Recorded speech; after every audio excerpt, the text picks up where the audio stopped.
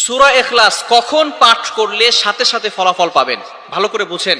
সূরা ইখলাস হচ্ছে পবিত্র কোরআনুল কারীমের ভিতরে ছোট সূরাদের ভিতরে অন্যতম একটি সূরা। তবে ফজিলতের দিক থেকে সূরা ইখলাস হচ্ছে গুরুত্বপূর্ণ ফজিলত, এবং এই সূরাটা এমন একটা সময় আল্লাহ পাক রব্বুল আলামিন নাজিল করে দিয়েছেন যখন আল্লাহ রাসূল সাল্লাল্লাহু আলাইহি ওয়াসাল্লাম দ্বীনের প্রচার করতে লাগলেন। এমন সময় আল্লাহ পাক রব্বুল আলামিন এক আল্লাহর দাওয়াত দিতে লাগলেন। তখন কাফেররা আল্লাহ রাসূল সাল্লাল্লাহু আলাইহি সাল্লামকে কোশ্চেন করলো যে, মুহাম্মদ, তুমি তো এক আল্লাহর দাওয়াত দাও, আমরা তো কোটি কোটি দেবতার পূজা করি, তারা আমাদের সমস্যার সমাধান করতে পারে না। তুমি যে আল্লাহর দাওয়াত দাও সেই আল্লাহ কয়জন এবং সেই আল্লাহর সন্তান আছে কিনা?